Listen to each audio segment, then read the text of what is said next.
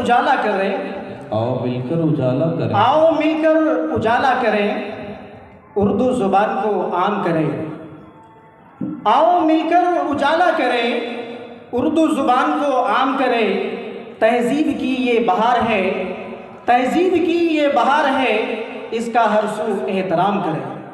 کیا کہنا ہے؟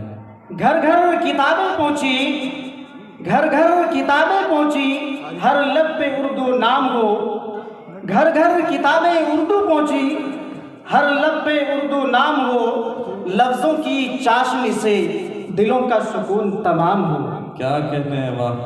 علم و ادب کی روشنی، علم و ادب کی روشنی اردو سے ہی پہچان ہے، نئی نسل کو سکھائے اردو، نئی نسل کو سکھائے اردو، یہ اردو ہماری اور آپ کی پیاری زبان ہے، یہ اردو ہماری اور آپ کی پیاری زبان ہے۔ بہت خوب۔ اب میں